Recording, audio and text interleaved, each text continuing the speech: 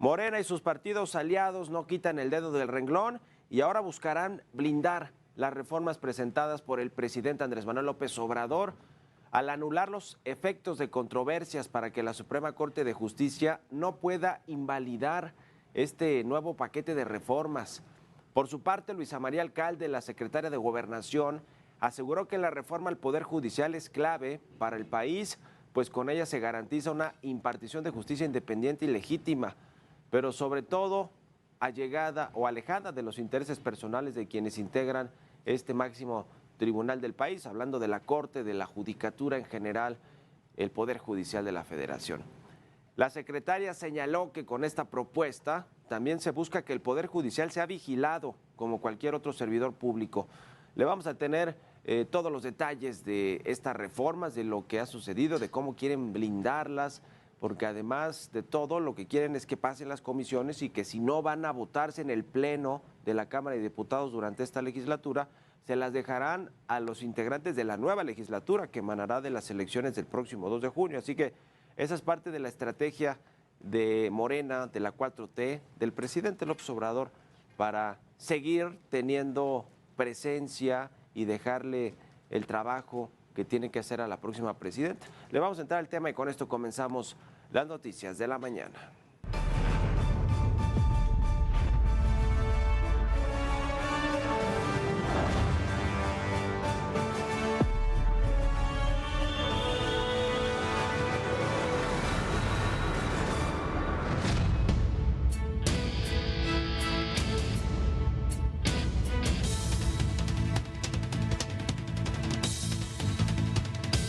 El Poder Judicial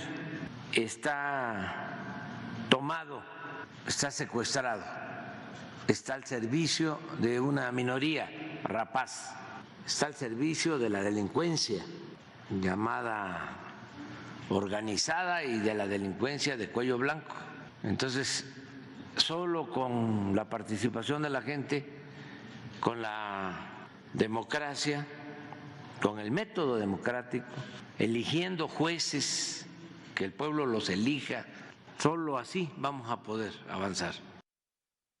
Bueno, fue con estas palabras como el presidente López Obrador justificó su iniciativa de reforma constitucional al Poder Judicial de la Federación, así como la desaparición de los organismos autónomos, los cuales aseguró están al servicio de la delincuencia, por lo que dijo es necesario un cambio con ayuda de la ciudadanía. Y por su parte, le decía la titular de la Secretaría de Gobernación, Luisa María Alcalde, detalló que los objetivos de esta iniciativa son hacer eficientes y transparentes todos los procesos del Poder Judicial, así como lograr que los impartidores de justicia tengan legitimidad democrática para mantener un equilibrio entre los poderes de la Unión, así lo dijo. Tiene que ver con una reforma que responda a el reclamo del pueblo de México de contar con una institución, un poder judicial que imparta justicia, que sea independiente, que esté legitimado, pero sobre todo que resuelva sus problemáticas con independencias, ajeno a intereses privados, que tenga la sensibilidad de conocer cuáles son las problemáticas que está viviendo la ciudadanía, que abone a combatir la impunidad y también un órgano que pueda ser vigilado como cualquier servidor público de que no se actúe al margen de la ley y con actos de corrupción. La secretaria de Gobernación también explicó lo que esta iniciativa plantea para el proceso de elección de los ministros de la Suprema Corte de Justicia de la Nación, de jueces, de magistrados, la cual dijo arrancará a inicios del 2025 en caso de ser aprobada en el Congreso. Escuchemos. El Poder Ejecutivo va a proponer 10 candidatos. El Poder Legislativo va a proponer 10, 5 la Cámara de Diputados y 5 la Cámara de Senadores, y el Poder Judicial a través de la Suprema Corte de Justicia va a proponer 10 candidatos. Estos 30 se integrarán para cada una de estas carteras, de estos espacios, para poder elegir a los ministros y a los magistrados del Tribunal Electoral y del Tribunal de Disciplina. Y podrán participar en esta elección, por supuesto, si son propuestos, los actuales jueces, los actuales magistrados y también incluso los actuales ministros de la Corte. Podrían estar en la boleta y podrían ser votados. Y ante esta propuesta, organizaciones civiles pues que hacen estos análisis sobre la política pública de México, como el caso de México Evalúa, señalaron que si bien el 66% de las personas mayores de 18 años considera que el personal vinculado a la materia de seguridad es corrupto, el voto popular no es una opción. Es decir, si bien la gente reconoce que en el Poder Judicial y en las fiscalías, en los ministerios públicos hay mucha corrupción, pues que a pesar de esto no se deberían elegir a sus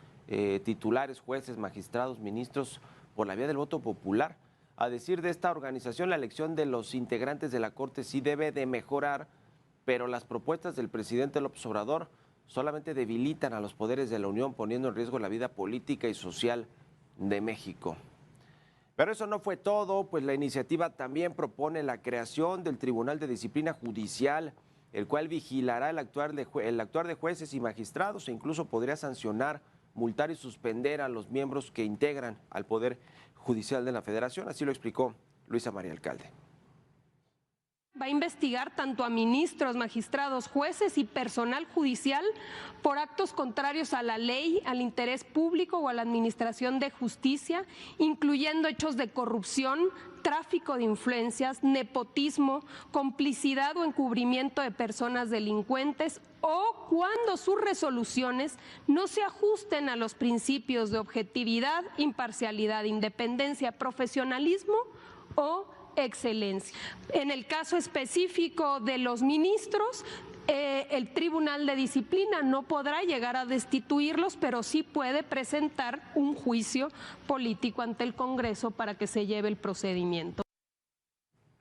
En tanto, la bancada de Morena en la Cámara de Diputados buscará blindar las reformas del presidente López Obrador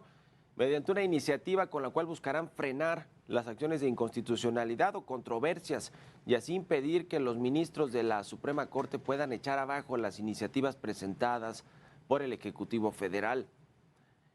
Y justamente hace unos días el ministro Alberto Pérez Dayán se pronunció sobre estas reformas. Señaló que ninguno de los poderes de la Unión está por encima de la Constitución mexicana, misma que se debe respetar pese a las diferencias que haya entre los poderes de la Unión, como claramente las hay actualmente entre el Poder Ejecutivo, el Poder Legislativo y el Poder Judicial. Así lo comentó en su momento el ministro Pérez Dayán. Hay que alejar al Poder Judicial de la política y no arrojarlo al fondo de ella para que no resulte un juego de las pasiones. Agrego yo,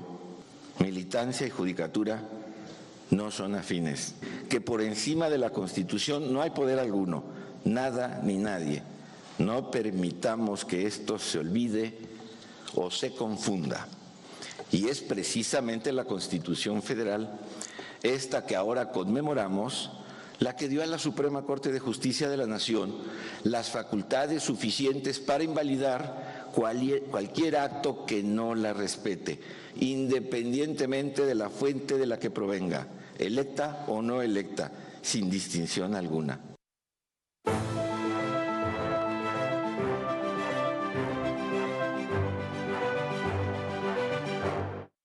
Avanza el presidente López Obrador como lo planeó, junto con la 4T, con sus secretarios de Estado, como la secretaria de Gobernación, Luisa María Alcalde, con sus legisladores en el Congreso, como es el caso de Morena y los partidos aliados en la Cámara de Diputados, a donde se enviaron como